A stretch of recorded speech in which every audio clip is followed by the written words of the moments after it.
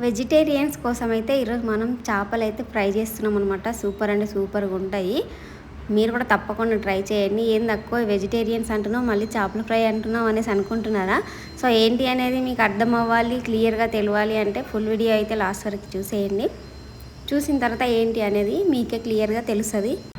ఇప్పుడైతే కావాల్సిన ఐటమ్స్ అయితే ఏంటి అనేది చూపించేస్తాను. చూడండి, ఒక ప్లేట్ తీసుకొని దాంట్లోకి తగినంత కారం అయితే వేసుకుంటున్నాను. అంటే మనం ఎంత క్వాంటిటీలో చేస్తున్నామో అంత కారం అయితే తీసుకుంటున్నాము. తర్వాత వచ్చేసి రుచికి సరిపడా సాల్ట్ వేసుకుంటున్నాను. చూస్తున్నారు కదా, మీరు తీసుకునే క్వాంటిటీని బట్టి ఇక్కడ ఉప్పు కారం అనేది అడ్జస్ట్ చేసుకోండి. నేనైతే కారం వేసేసుకున్నాను, ఉప్పు వేసేసుకున్నాను. తర్వాత వచ్చేసి ఇప్పుడు పసుపు వేసుకుంటున్నాను. తర్వాత వచ్చేసి కొద్దిగా గరం మసాలా అయితే యాడ్ చేస్తున్నాను. తర్వాత అల్లం వెల్లుల్లి పేస్ట్, అల్లం వెల్లుల్లి పేస్ట్ అనేది ఫ్రెష్గా ఉన్నట్టయితే టేస్ట్ ఇంకా బాగుంటుంది. ఇది ధనియా పౌడర్, తర్వాత గరం మసాలా, తర్వాత వచ్చేసి కొద్దిగా జీలకర్ర పౌడర్ అయితే యాడ్ చేస్తున్నాను. ఇప్పుడు వీటన్నింటిని అయితే మంచిగా కలిపేసుకోవాలి. చూస్తున్నారు కదా, జీలకర్ర పౌడర్ నేను చెప్పేటప్పుడు వెనకాల ముందు అయినా కూడా నేను ఇవే ఐటమ్స్ అయితే యాడ్ చేశాను అనమాట. ఏంటిది అనేది మళ్ళీ ఒకసారి అయితే క్లియర్గా చెప్పేస్తాను. కారం, ఉప్పు రుచికి సరిపడంత, తర్వాత వచ్చేసి పసుపు వేసుకున్నాను. తర్వాత వచ్చేసి కొద్దిగా అల్లం వెల్లుల్లి పేస్ట్, కొద్దిగా జీరా పౌడర్, కొద్దిగా ధనియా పౌడర్, కొద్దిగా గరం మసాలా అయితే అన్నీ వేసేసుకొని మంచిగా కలిపేసుకున్నాను. సో మన మెయిన్ ఐటమ్ వచ్చి ఇదే అన్నమాట, వంకాయలు. సో కూరలన్నింటిలోకి రారాజు వంకాయ అని అంటారు కదా, కొంచెం పెద్ద సైజులో ఉండే వంకాయలు అయితే తీసుకున్నాను. అంటే కొంచెం లావుగా పెద్దగా ఉండాలన్నమాట వంకాయలు వచ్చేసి. తర్వాత వచ్చేసి పైన ఉండే తొడిమ అయితే కట్ చేసేసుకుంటున్నాను. చూస్తున్నారు కదా, ఈ విధంగా నీట్గా కట్ చేసేసుకొని పక్కనైతే పెట్టేసుకోవాలి. ఇప్పుడు మనం వీటిని చేపలాగా షేప్ వచ్చేలాగా అయితే కట్ చేసుకోవాలన్నమాట. ఫస్ట్ ఇట్లా పొడుగ్గా అయితే కట్ చేస్తున్నాను. చూస్తున్నారు కదా, ఈ విధంగా పొడుగ్గా అయితే కట్ చేసుకోవాలి. మనకి ఒక వంకాయలో 3 లేదా 4 పీసులు అయితే వస్తాయి. నేను వచ్చేసి ఇక్కడ 2 వంకాయలు తీసుకున్నాను. నాకు ఒక్కొక్క వంకాయకు వచ్చేసి 4 పీసులు అయితే వచ్చినాయి అనమాట.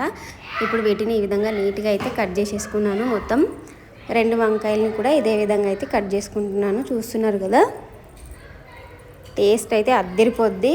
చేపల ఫ్రై కంటే కూడా సూపర్ టేస్ట్ ఉంటుంది అనమాట. అందుకే ఫస్ట్లో అయితే అట్లా చెప్పినాను, చేపల ఫ్రై అనేసి. ఇప్పుడు చూస్తుంటే మీకు అర్థమవుతుంది కదా.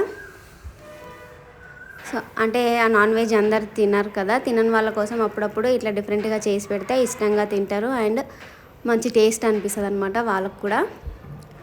అందుకే మీ ఇంట్లో కూడా ఎవరన్నా ఉంటే తప్పకుండా ఇట్లా ట్రై చేయండి.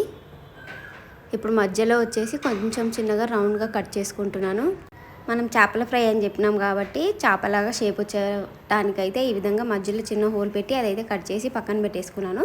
మనం ఇందాక మిక్స్ చేసి పెట్టుకున్నాం కదా ఉప్పు కారం అన్నీ కూడాను, దాంట్లో కొంచెం ఆయిల్ అయితే యాడ్ చేసినాను. ఆయిల్కి బదులు మీరు పెరుగు కూడా వేసుకోవచ్చు. తర్వాత వచ్చేసి ఎక్కువ గట్టిగా అయిపోయిందని కొంచెం వాటర్ యాడ్ చేసుకొని అయితే లూజ్ చేసుకొని మళ్ళీ అప్లై చేశాను. చూస్తున్నారు కదా, ఈ విధంగా మనం చేపలకి ఏ విధంగా అయితే పట్టిస్తామో మసాలా అంతా, అదేవిధంగా మనం ఇక్కడ వంకాయ ముక్కలకైతే పట్టించుకోవాలి. ఇలాంటి మంచి మంచి వీడియోస్ మీరు ఇంకా చూడాలనుకుంటే ఫస్ట్ మన ఛానల్ని సబ్స్క్రైబ్ చేసేయండి. వీడియో లాస్ట్ వరకు చూసిన తర్వాత నచ్చినట్టయితే ఒక లైక్ ఇవ్వండి. ఎవరికైనా యూజ్ అవుతుంది అనుకుంటే తప్పకుండా షేర్ చేయండి. పక్కనే ఉన్న బెల్ బటన్ని ప్రెస్ చేయండి, ఎందుకంటే నేను వీడియోస్ అప్లోడ్ చేయగానే మీకు నోటిఫికేషన్ అయితే వచ్చేస్తుంది అనమాట. మీరు అన్ని వీడియోస్ మిస్ అవ్వకుండా అయితే చూసేయచ్చు. చూస్తున్నారు కదా, ఫస్ట్ అప్లై చేసినప్పుడు కొంచెం గట్టిగా ఉండే, అందుకోసమని కొంచెం వాటర్ అయితే యాడ్ చేసుకొని ఈ విధంగా కొంచెం లూజ్ చేసుకొని నీట్గా అయితే అప్లై చేసేస్తున్నాను. మిగిలిన అన్ని పీసెస్కి కూడా మనం ఇట్లనే అయితే 2 సైడ్లు కూడా అప్లై చేసేసుకోవాలి. దీంట్లోకి పెరుగు యాడ్ చేసుకున్నా కూడా బాగానే ఉంటుంది. అంటే మనం మసాలా అంతా కలిపి పెట్టుకున్నాం కదా, అప్పుడు పెరుగు వాటర్కి బదులు పెరుగు వేసుకొని కలిపినా కూడా బాగానే ఉంటుంది అనమాట. కావాలంటే పెరుగు కూడా యాడ్ చేసుకోవచ్చు వాటర్కి బదులు. సో మిగిలిన అన్ని పీసెస్కి కూడా ఇదే విధంగా మంచిగా నీట్గా అయితే అప్లై చేసుకొని పెట్టుకుంటున్నాను. మనం ఇది చేస్తుంటేనే నోట్లో నీళ్ళు అయితే ఊరిపోతాయి అనమాట. టేస్ట్ అయితే అంత బాగుంటుంది. తప్పకుండా ఎవరన్నా మీలో కూడా నాన్ వెజ్ తినని వాళ్ళు ఉంటే ట్రై చేయండి, తప్పకుండా అందరికీ నచ్చుతుంది. చేసిన తర్వాత ఎలా వచ్చింది అనేది అయితే నాతో కామెంట్ బాక్స్లో తప్పకుండా షేర్ చేయండి.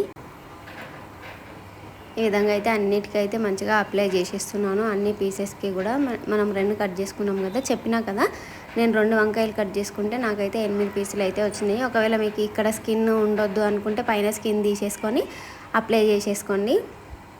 నేనైతే అట్లాగే ఉంచేసిన. అంటే మనం ఫస్ట్ లాస్ట్లో కట్ చేసిన పీసెస్కి స్కిన్ వస్తుంది కదా ఒక సైడు.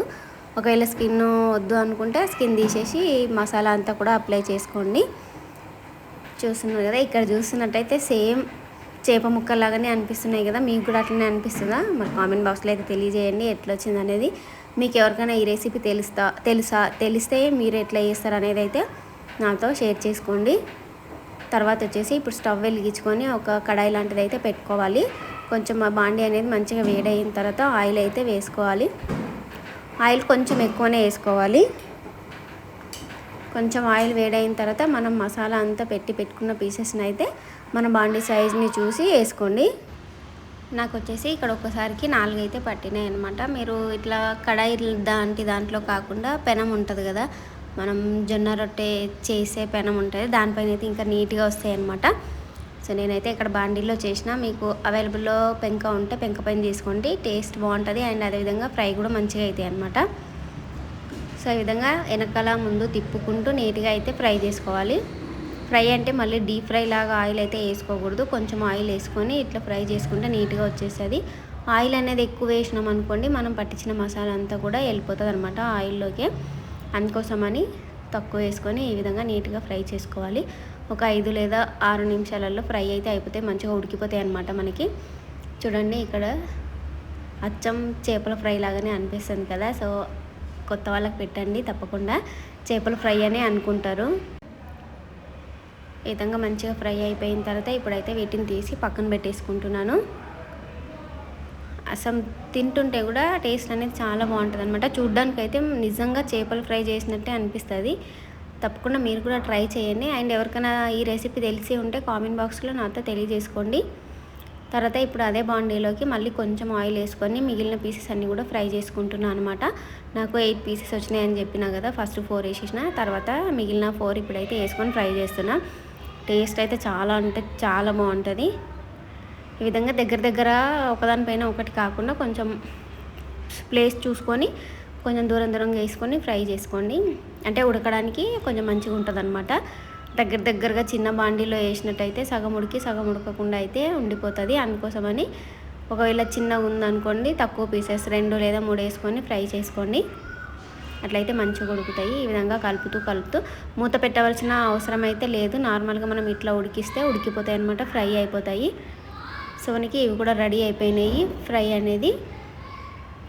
చాలామంది వంకాయ కర్రీ తిన్నారు కదా, అట్లాంటి వాళ్ళ కోసం ఈ విధంగా చేసి పెట్టండి. అండ్ చేపలు టేస్ట్ చూడని వాళ్ళు కూడా ఉంటారు కదా, అట్లాంటి వాళ్ళ కోసం ఇది చాలా మంచిది అనమాట. సేమ్ మనం చేపల ఫ్రై తిన్నట్టే ఉంటుంది, చూడడానికి కూడా తినడానికి కూడా సేమ్ అట్లనే ఉంటుంది అనమాట. సో మనకైతే ఇక్కడ ఇవి కూడా రెడీ అయిపోయినాయి. ఇప్పుడు వీటిని కూడా పక్కన తీసి పెట్టేసుకున్నాము. ఫైనల్గా అయితే ఫిష్ ఫ్రై రెడీ అయిపోయింది. ఫిష్ ఫ్రై రెడీ అయిపోయింది అనమాట. ఏంటక్కో మళ్ళీ ఫిష్ ఫ్రై అంటున్నాం అనుకోకండి, జస్ట్ అట్లా చెప్పినా అనమాట. చూడడానికి అట్లనే ఉంది కదా. సో ఒకటైతే చూపిస్తున్నాను, చూసేయండి. చాలా నీట్గా అయితే ఉడికిపోయినాయి, మెత్తగా ఉడికింది. మళ్ళీ ఒక మంచి వీడియోతో మళ్ళీ వస్తా. Bye bye.